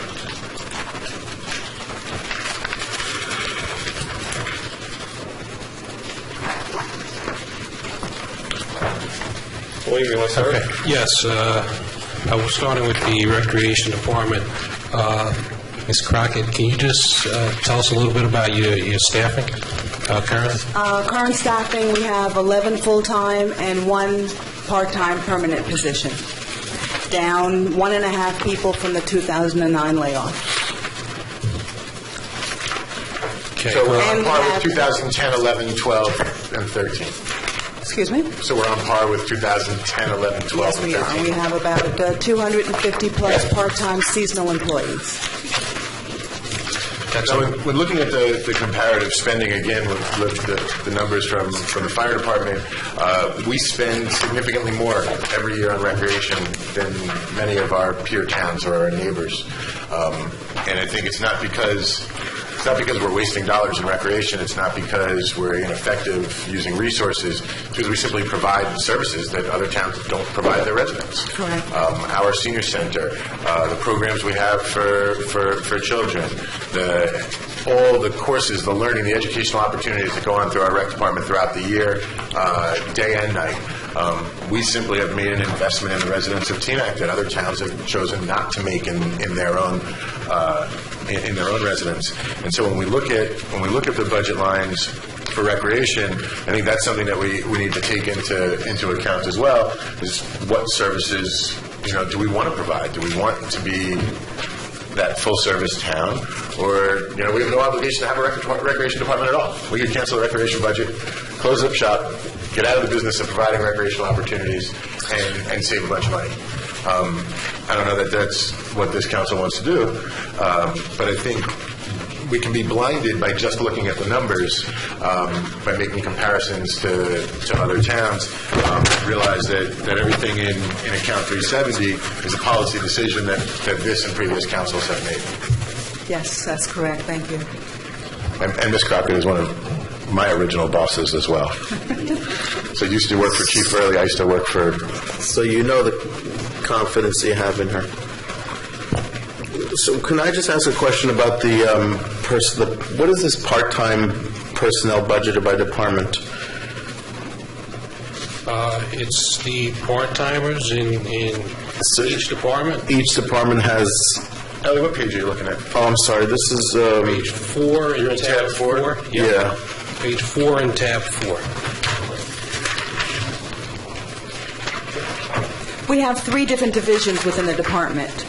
The youth division, the administration division, and the senior division. So each of those have an allocation of part-time people, as well as transportation, and then our overtime. And most of the Recreation Department's programming is done through part-timers. So all of this is everything we do with part-timers. Approximately how many part-timers do we hire in the summer? In the summer, we probably have about 225 on the payroll. When that goes for not just the swimming pools, that's the waiting fountain monitors, that's sports and arts camp. Exactly. So there's a significant number of programs that are summer specific. Mostly all of our programs are in effect in the summer. What reason do we spend for overtime purposes at recreation? For our full-time custodial staff, for snow removal, for other emergencies. What do you mean by the snow removal? Our full-time custodians, they have to be called in to remove the snow from the property. Why can't our DPW do that? Because the DPW really does a lot of other areas as well. We need all the staff we can get when it comes to snow removal. We have the DPW in the trucks. The DPW has miles of sidewalks to shovel as well. So these people people at the rec department are supplementing the DPW staff in their duties, as well as people at the police department and people at the fire department that help with the snow shoveling as well. The people at the fire department get paid overtime to come and... No. The people at the police department get paid overtime? No. So why are people at the recreation department getting paid? Because we need to have the recreation department ready and open at a particular time, and usually it's before. I don't disagree with the fact that they should be shoveled. I just don't understand why that's not rolled into the normal, either the normal employees that are working there or the current DPW staff that we're bringing in. I mean, it's a management thing on your side. I understand that. But Lizette has a good question. Why do we have overtime on recreation? Not only is it for the custodians, some of the other staff who have been working over their 40-hour allotment, especially in the summertime, And just for people that are not looking, I mean, it's $18,000 compared to some other departments that are $300,000, $400,000, $100,000 for the library. But still, I'm not a big fan of overtime budgets. It's almost like a miscellaneous column. It's like, just in case we didn't budget properly, well, here's another miscellaneous money. And just in case you don't have enough money in miscellaneous, well, here's some overtime. Yeah, but I think that you have to, when you look at these departments and you look at the use of overtime and staffing, there has to be a balance. In any particular department, there will probably always be some sort of overtime, unless we fully staff the department, which will probably have too many people. So this is a balance between having too many people and using some of our resources to fund the activities we may need that exceed the capacity of the staff. We have all of our custodians that come in for snow removal. It's just not one person or the person who's scheduled to work. All of them are there to clear the property and make sure it's safe. Glenn, I'm sorry, because it's really the first time I heard about this, and I apologize. And I don't know if it's always been done this way. Maybe I just missed the point. What are they clearing? They're not clearing the lots, right? They're not clearing the lots. They're We only have a lot clearing of the sidewalks sidewalk. on the property, Right, I know. and when the snow continues to come down, it has to continue to be cleared. So we have someone from the DPW who's actually clearing the lots, and someone from the DPW is actually clearing the pathway around Voti Park. Correct. But but somebody else is not touching 20 feet away from that and the sidewalk. Correct. I believe when they go through the park, they go with some type of a bobcat or something. It's a small machine that we have that does the sidewalks. So what can't We they have do? a snow blower, and we have the other guy shoveling for the entire property, all around the building, to make sure that it's safe for the residents. I mean, also another issue is if a snowstorm is occurring during business hours, Very often, we have to take someone from the DPW, and that person needs to stay very close to the municipal building to continuously shovel and spread salt. So that's something that occurs at the recreation center as well. So we don't pay overtime for that. It really depends on how many people we have, whether or not we're paying overtime with the DPW, and how long they've been on their various shifts. So it could vary. So when we go to 12-hour shifts with the DPW and we have a snowstorm in the middle of the day, could we be paying someone overtime to shovel the sidewalk? Yes. Anything else, Councilor Katz? No, I mean, the question is on the council, when do we start throwing out our feelings? Like, I'd like to see our overtime budget cut by at least 50%. And I let the manager figure out how to reallocate those numbers. I don't think that we should have, I just think it's unreasonable. I mean, it's, like I said, I know there's flukes, but to plan to spend excess, it's just not, That's my overtime budget in general or specific departments? The overtime budget in general should be cut by a minimum of 50%, in my opinion. I think if you chart the overtime budget over the last 8 to 10 years, I believe that you'll see it's going this way. Okay. I guess we'll discuss that when we have a full complement of council. I mean, right now, I'd like to look at everybody else and then go through it and then figure out what I want to take out. Okay. Anybody else have anything to add? In the meantime, can we have a history on the, for the last 3 years, overtime budgets? Yeah, I would say that, I can give you, I'll provide a history, but you'll see that these budgets have really remained relatively flat over the past few years. You may have very small increases. You also got to remember that as salaries increase, the percentage those salaries take of the overtime budget, it reduces the amount of hours we can get out of the same amount of money. So overtime is something that's important. We don't use it frivolously. We use it when we need it. I'm sorry. What's involved once we go over budget? So, for example, with the fire department, we went over $125,000, a little bit over that. What's involved in decision making when we go over? We have to. Usually, what's involved is me having a discussion with the chief on how we're going to go forward if we need overtime. What I try to do, one of our alternatives is to close a fire station. I don't want to close a fire station. So what we do is we know that in this particular budget there's certain hires that we haven't made. Even though we may have gone over on overtime, we have not gone over in the total amount budgeted for fire department salary and wages. So we make a decision to use a portion of those funds to ensure that we have proper staffing. What about the concept of, obviously we live within certain constraints with our employee contracts and so on. What about the concept of compensatory time? I know that some governments, I know the county uses it in some situations, the concept of comp time, where obviously there's a lot of scheduling involved, but you're able to give, instead of giving a person overtime, you give them compensatory time, and they bank that time, and they use it at some time in the future. Schedules permitting. Have we ever thought about that? Well, that would greatly reduce the actual expenditure of dollars. Well, we do that in the police department. That is something we do. They're allowed to have either compensatory time or overtime. Many people do choose to take compensatory time. In the fire department, in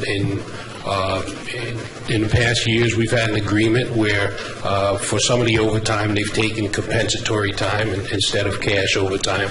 So that is a strategy that we have employed over the years. Does anybody else have any questions for the rec department?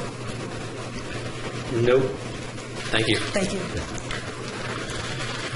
Next item is the capital budget. Okay, capital. Capital's in tab 6. I'll just have a brief discussion about that, and we can go line by line. Road resurfacing. We usually do our annual road resurfacing. I've allotted $2 million for that road resurfacing, and on the sheet we have a breakdown of where the funds would be coming from. For 2014, after discussing this with the CFO, we determined that it would be appropriate to cover down payments for the various capital projects through our capital fund. So you'll see in 2014 for capital, we're not adding additional money into the capital fund for the down payments. Just 5% we have to put down. Yes. So the first item is we have our annual road resurfacing. Do we know how much we spent in 2013 on road resurfacing? We had the same not amount. allocated, spent. I'd have to get that, but I would say that we probably spent all of it. We probably spent all of it. There might be a small portion left for a road resurfacing project that we were going to a state DOP project that we need to pay our portion through. So I think, can you check that, Christine, please? How much is left in that fund? So see if she can get that right now. That's a line item that we said that I think many of us who work in the council and other employees of the town hear a lot about is road resurfacing. Time item. And the $2 million does not get us a lot of roads resurfaced. Right. So it's something that we're trying to chip away at each year and do something with. So as the price of petroleum continues to increase, we get less and less roads repaved. The 80 ramps for Teaneck Road, the county will reimburse us for those ADA ramps. The county plans on resurfacing Teaneck Road from Liberty Road to, I believe, Selvage Avenue in 2014. However, we need to replace the ADA ramps on Teaneck Road, and then we'll get reimbursed for that. They also plan on resurfacing DeGraw Avenue, and we'll also have to replace ramps on DeGraw Avenue, but we'll get reimbursed for that. Why are we doing it versus the county doing it? Why are we doing the ramps? Yeah, I mean, if they're doing other projects on Teaneck Road already, why are we doing it as opposed to the county doing it?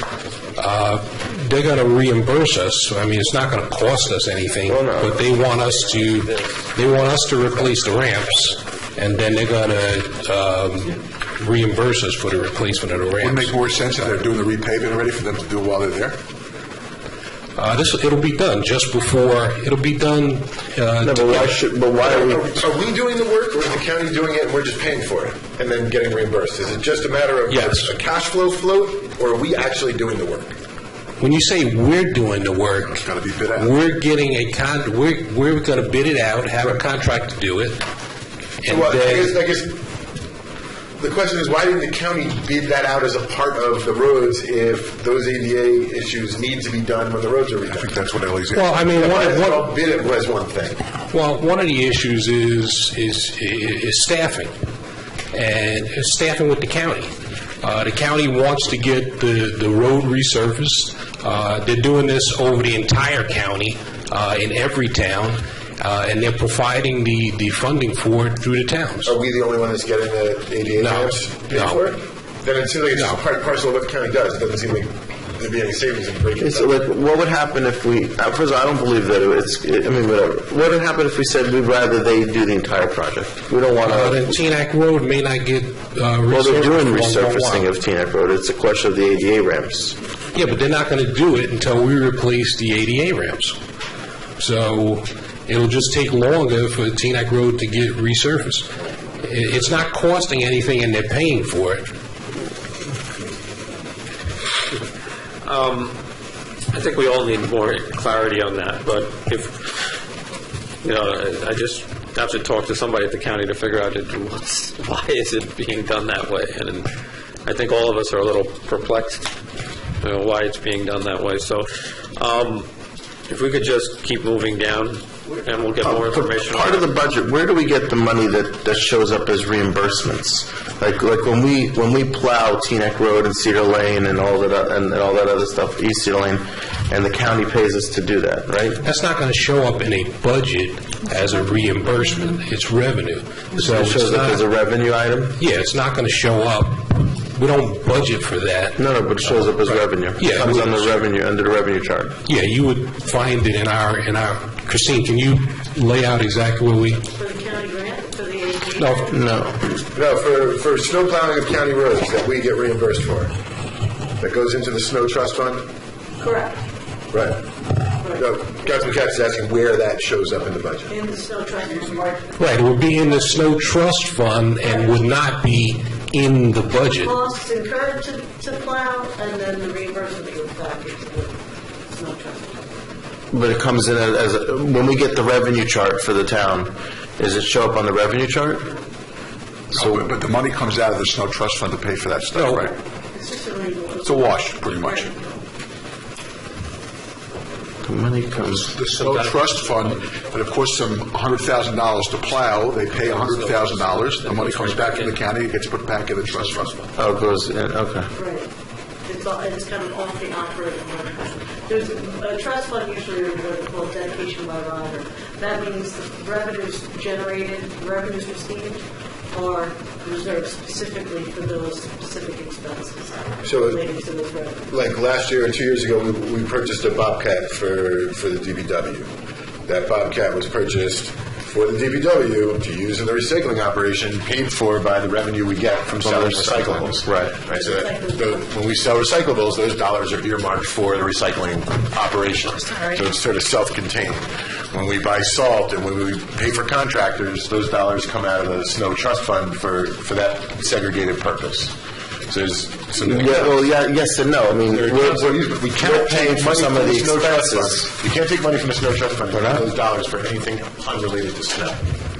No, but we're paying for the salt, and then the revenue's going into the snow trust fund. No, with salt, what happens with salt is when we use salt, we tell the county how much salt we've used, and they reimburse us with salt. Or reimburse us with actual physical salt? Reimburse us with physical salt. Do they get it cheaper than us? No. I just really want to... We'll circle back to that in a minute. Yeah, I just really would like to move on to this $400,000 line item of municipal building, asbestos abatement, security, IT cabling, contingency. Okay, municipal building, asbestos abatement, security, these are the additional items that will be needed for the renovation of the old police department. The asbestos abatement, apparently there's still asbestos in the window frames on this part of the building. When they meet the two buildings up, there's going to be still some abatement of asbestos that needs to be done. On this building or on the police building? Actually, it's going to be on this side of the building. On this building? On this building, along that side of the building, the one that will touch in the connector. There's still asbestos that needs to be abated there. The security, there's additional items we're going to need for security, cameras, security lock system inside the building. Can we get a real breakdown of what all that is so we can make a decision? Because that's $400,000 a big item number. Yes, IT, all the cabling inside of the building for IT. Break that down exactly how much or whatever the bid process or whatever the actual cost specs on that is so that we can look at that and then move on. And so that we can make a decision. And now I just want to move on to, unfortunately, the bucket loader and the dump trucks with plows.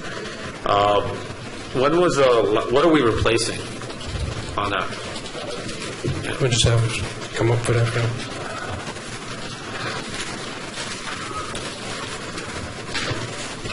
What we're asking for is our that I gave to the manager was our 2 dump trucks to replace one truck that's a 1987 GMC. That has approximately 70,000 miles on it. I don't know if you want to pass that out to him. And approximately we did a calculation that we took out of the Ford Motor Fleet, where you take the hours of the vehicle, you multiply it by 33, and it gives you the actual hours or mileage on the engine. So that basically, that 6 truck has over 101,000 miles on the engine. That's one. The other one is a 1991 Top Kick, which had a dump body on it, which rotted away. We had to remove it, and we mounted the spreader on it permanently on the back. That is a 91. It's 63,000 miles on it, 9,029 hours. With the calculation, that's 297,000 miles on the engine. There's other vehicles that are listed there. The front end loader that we want to replace, we got prices that ran anywhere between $150,000 to $200,000 for one loader. That was a Caterpillar. We were able to, during this past leaf season, we rented one, as the manager said at the last meeting. I think it was roughly a little bit between $4,500 to $5,000. We used it for 6 weeks, which enhanced our leaf pickup. So while we looked into saving some money, we were able to get a price quote for 2 loaders, $60,000 a piece. They were roughly about 2006, and they had about 4,000 hours on those engines. But again, it's preliminary. It was something we wanted to look into to see if we could go that route instead of buying and spending more money and purchasing a brand new one. You're talking about the bucket loaders at 2 at $60,000 a piece? Yes. Okay, because we only have the bucket loader at $130,000. Yeah, well, when I was preparing the budget, we didn't have the information that we could possibly get 2 bucket loaders that are used for $60,000 a piece instead of buying a brand new bucket loader for $130,000. The first 4 trucks that are listed there, 2, 3, 6, and 10, all 4 of those are salt trucks. And again, if we want to continue to provide the excellent snow removal service, these trucks need to be replaced sometime in the very near future. They're very important to the operation when it comes to... Just for clarification, this list is all the trucks that we have? No, those are the oldest ones that are... Oh, these are just the oldest right, ones? Those are the ones...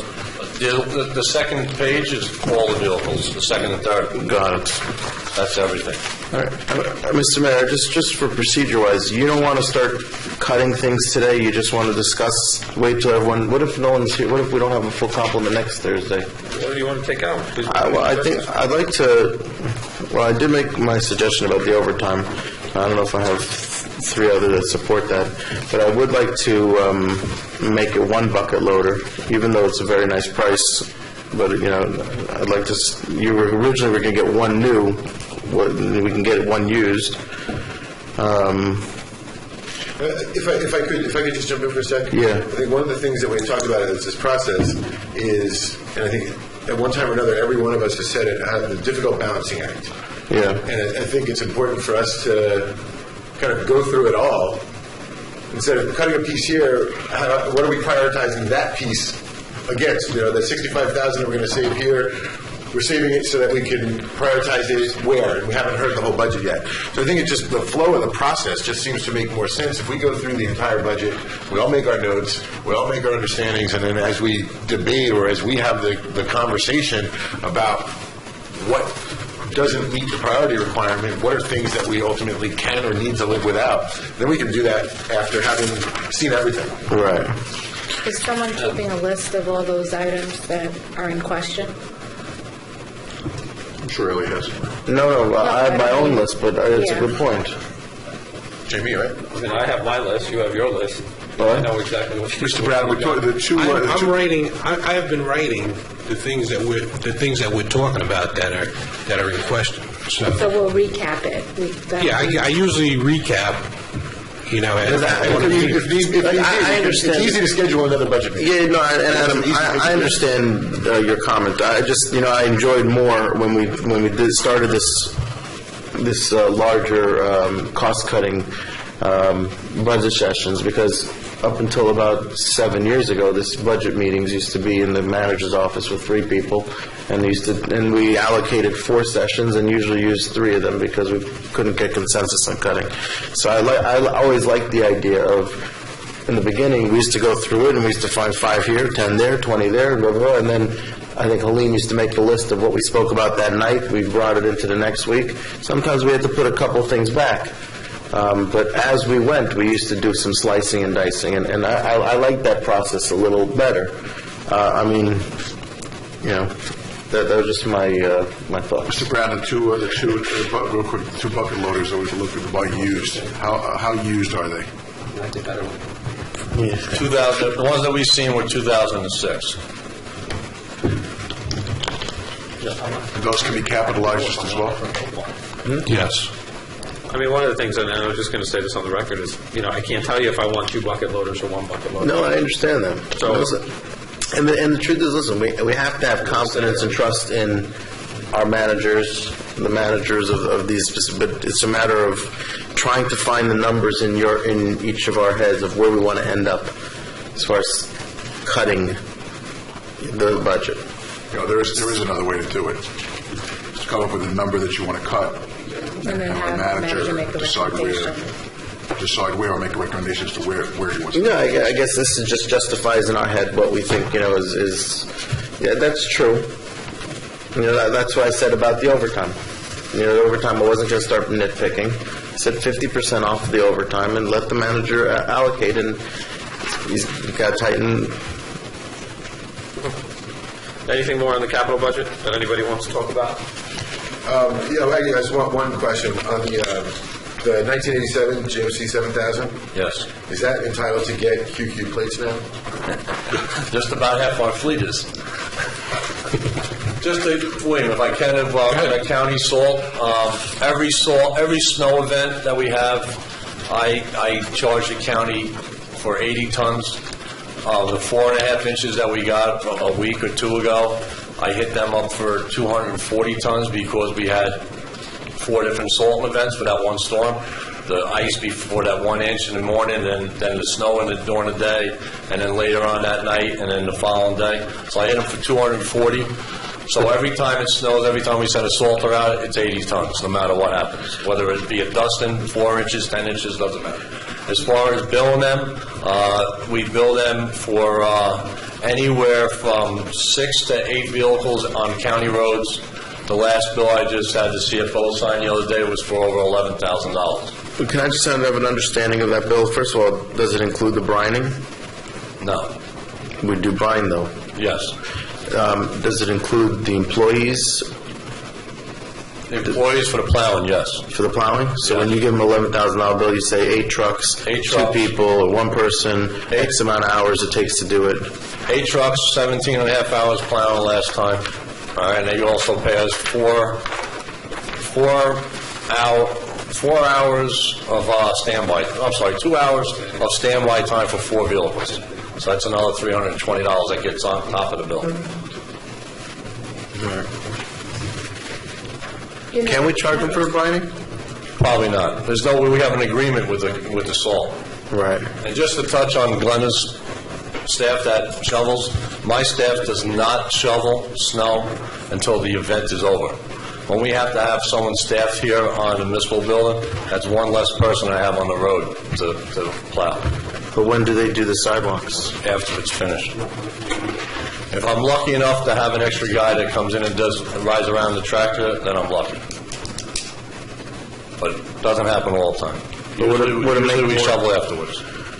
Would it make more sense, and this is a managerial decision, to take some of that overtime budget money and put it into your pocket and let you, who's the professional snow plower or snow cleaner, just add a couple more routes, as opposed to having her staff, which usually maintains the inside of the building, come in special and I'd rather not be bothered with doing sidewalks. I can't guarantee I can do that every time until after, I'm more comfortable being, I'll come there after we're done. Right. It's a big burden, even when, unfortunately... And it makes sense what you're saying, obviously. I mean, even when this building's open and it's snowing, it's a burden on us. So that's why I like it when it's closed and no one's here.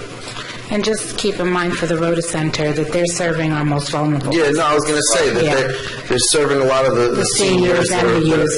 And Glenna can't afford to have them being delayed as far as, or safety-wise. So I understand that. It makes sense what they're saying. All right, that's it. I did have a question about one item in the operating budget that was not spent last year for the Recreation Department, the software for scheduling. What happened with that? It's not reflected in here. Did that happen in the last month? The resolution was adopted on the December 17th council meeting. Okay, so it did in the last month, okay. Mr. Brown, just one more When do question. you expect that to go into effect?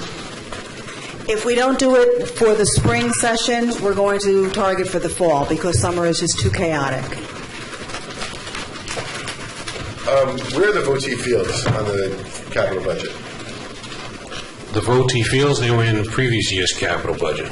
So they don't affect 2014 budget already? The entire project is spent with dollars? Yes. For grants, matching dollars, open space trust fund, fire budgets? Yes. Okay, we'll do this again next week. Motion to adjourn. Oh, we're done? Second. All in favor? Aye. No.